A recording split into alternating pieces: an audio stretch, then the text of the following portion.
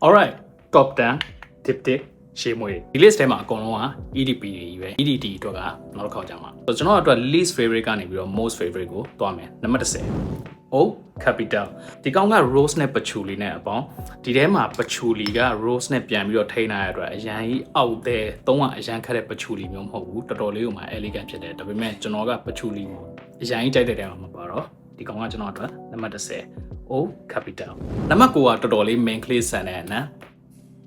Dawson ဆိုတော့ဒီကောင်က tuberose ကိုမှအရန်အောင်မှာ musky white musk heavy နဲ့ tuberose ရဲ့အနံ့ကြောင့်သူက main clay တော်တော်ဆန်တယ်ယောက်ျားလေးတယောက်အတွက်ဒီကောင်ကတိတ်ပြီးတော့အဆင်ပြေဘူးဒါပေမဲ့ tuberose နဲ့ကိုကြိုက်တဲ့ယောက်ျားလေးဆိုရင်တော့အဆင်ပြေလိမ့်မယ်ကျွန်တော်တို့ကတော့ဒီကောင်ကနံပါတ်9 Dawson diptych မှာရောင်းအကောင်ဆုံးရေမွေးတစ်ခုကကျွန်တော်အရင်ကြိုက်တဲ့နေရာမှာပါဘူးသူကနံပါတ်10 Philosophy Coast သူ့ရဲ့အနံ့ကတပန်းသီးရဲ့အနံ့သူကတပန်းသီးထက်ကိုတပန်းပင်တပင်လုံးရဲ့အနံ့မျိုးတိရွက်တွေရောတစ်ကိုင်းကြောက်တွေရောပင်စီရောအမြင့်တွေရောမြေကြီးအနံ့တွေရောအောက်မှာ fake တပန်းသီးအနံ့မျိုးနဲ့သူကຫນွေရာသီမှာသုံးလို့တော်တော်ကောင်းတယ်အပူဒီကိုမှ green ဘက်ကိုတော်တော်သွားတဲ့အနံ့မျိုးကျွန်တော်တို့နံပါတ်10 Philosophy Coast နံပါတ်9ရဲ့ရေမွေးက3ကအရန်လွယ်တယ်ကျွန်တော်အရန်သုံးဖြစ်တဲ့ရေမွေးသူ့ရဲ့အနံ့ကတော့ကျွန်တော်အကြိုက်ဆုံးမဟုတ်ဘူး Old Day Mint သူ့ရဲ့အနံ့က mint ဆိုတဲ့အတိုင်း minty အရန်ဖြစ်တဲ့အနံ့အရန်အရောက်မှာ fresh ဖြစ်တယ်သူ့ရဲ့ fresh ဖြစ်မှုကတခြားရေမွေးတွေမှာရှာလို့တွေ့ဖို့တော်တော်လေးခက်တယ်ဆိုတော့ fresh အနံ့ဟိုမှာဂိတ်ဆုံးအရန် fresh ဖြစ်တဲ့အနံ့မျိုးကိုမကြိုက်တဲ့လူတွေဆိုလို့ရှိရင်ဒီကောင်ကိုကြိုက်မှာမဟုတ်ဘူးဒါပေမဲ့အရန်အရောက်အောင်မှာ overly fresh ဖြစ်တဲ့အနံ့မျိုးကိုကြိုက်တယ် minty ပူစီနံအောင်မှာလုံးဝခြေမွထားတဲ့အနံ့မျိုးကြိုက်တဲ့လူတွေဆိုလို့ရှိရင်ဒီကောင်ကအဆင်ပြေတယ် all day mint ဆိုတော့ Shahrukh Khan သုံးတဲ့ရေမွေးလို့နာမည်ကြီးရဲ့ရေမွေးကကျွန်တော်တော်တော်နံပါတ်6 Damn Down ဆိုတော့ဒီကောင်က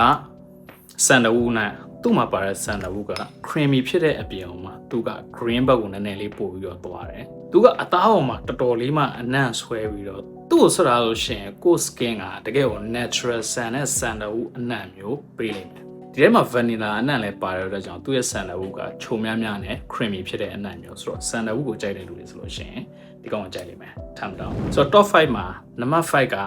အရန်အောင်မှာ powerful ဖြစ်တဲ့အနံ့တန်ဖိုး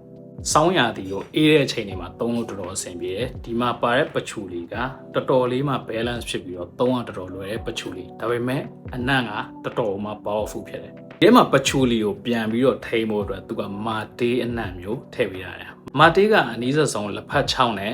cannabis နဲ့ပေါင်းလိုက်ရတဲ့အနံ့မျိုးဆိုတော့ပချူလီကိုအဲ့ဒီအနံ့နဲ့ပြန်ထိန်းပေးတာတော်တော်လေးရှားတယ်ဒီအမွေးက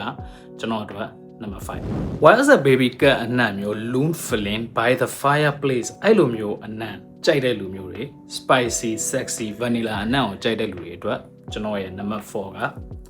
O Dwell Why is a baby cat နဲ့တော်တော်လေးဆင်တယ်ဒါပေမဲ့ Why is a baby cat ထက်သူကပို့ပြီးတော့ sorry ထွက်လာတဲ့အတွက်ကြောင့် Why is a baby cat ကသူ့ကို clone လုပ်ထားရလို့တော့ပြောလို့ရတယ်ဘာမှအများကြီးထပ်ရှင်းပြစရာမလိုဘူး Why is a baby cat ကိုကြိုက်တဲ့လူတွေ diptych ထဲမှာအဲ့လိုအနံ့မျိုးရှာနေတဲ့လူတွေအတွက်ဘယ်တော့မှယူအောင်မဟုတ်ဘူး။ Odwell ကျွန်တော်တို့ number 4အကြိုက်ဆုံးပန်းနံနေထဲမှာကျွန်တော်အကြိုက်ဆုံးပန်းနံဆိုရင်နှင်းစီနံဖြစ်လိမ့်မယ်။ဆိုတော့ဒီကောင်က number 3 O Rose တော့ဒီထဲမှာနှင်းစီတစ်မျိုးတည်းမဟုတ်ဘဲနဲ့နှင်းစီအမျိုးအစား3-4မျိုးကိုမှ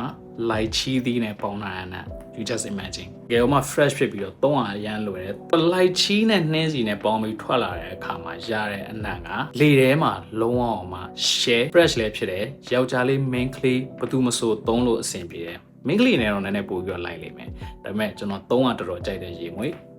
Oros number 3ဒီရေမွေးက diptych brand ထဲမှာ main ကလေးတစ်ယောက်အတွက် perfect ရေမွေး Flirty Poleဒီကောင်ကျွန်တော်ကိုယ်တိုင်သုံးရတာထက် main ကလေးတစ်ယောက်စီရတဲ့အနံ့ကိုပို့ပြီးတော့ကြိုက်တယ်သူက main ကလေးနည်းနည်းဆန်တယ်ကျွန်တော်ကိုယ်တိုင်သုံးမဲ့အခါဆိုလို့ရှိရင်တော့သူနဲ့ကျွန်တော်တခြားတစ်ခုခုနဲ့ layering လုပ်ပြီးသုံးလေးရှိရယ် main ကလေးဆိုလို့ရှိရင်တော့သူတစ်ခုတည်းနဲ့ကိုလုံးဝပြီးပြည့်စုံတဲ့အနံ့ iris band နဲ့ rose နဲ့ရောမှာ elder high ရဲ့တကယ်ကို fresh ဖြစ်တဲ့ vibe မျိုးနဲ့နောက်ဆုံးပိတ်အရန်အောင်မှာနူးညံ့တဲ့ white mask နဲ့တိတ်ထားတဲ့အနံ့ကောင်ကအခုလောလောဆယ် celebrity တွေတော်တော်များများလဲသုံးတယ်အမေကြီးဆုံးကတော့ blackpink ရဲ့ Lisa သုံးတယ်ဆိုပြီးတော့နာမည်ကြီးရဲ့ရေမွေး Flirty Pole number 2နံပါတ်1က probably you already guess it Ophion legendary all time favorite ပုံနဲ့ကိုသုံးထားတဲ့ရေမွေးနှံ့ကိုတွဲပြီးတော့မှတ်မိစေခြင်းနဲ့ဆိုရင်ဒီကောင်တော့သူကသုံးတဲ့လူပေါ်မူတည်ပြီးတော့တယောက်နဲ့တယောက်အနံ့ထွက်လာတဲ့ပုံစံအနံ့ပြန့်တဲ့ပုံစံကမတူဘူး ကျွန်တော် skin ပေါ်မှာသူ့ရဲ့အနံ့က fresh လည်းဖြစ်တယ်ဒါပေမဲ့လုံးဝ sexy ဖြစ်တယ်အနံ့မျိုး diptyque ထဲကတစ်ခုပဲဝယ်ချင်တာဆိုလို့ရှိရင် Orpheum ပဲဝယ်ဒီအမွေးက diptyque brand မှာမဟုတ်ဘူးကျွန်တော်စီမှာရှိသမျှ niche ရှေးမွေးအားလုံးထဲမှာကျွန်တော်အကြိုက်ဆုံးရှေးမွေးတစ်ခု Orpheum by diptyque follow for more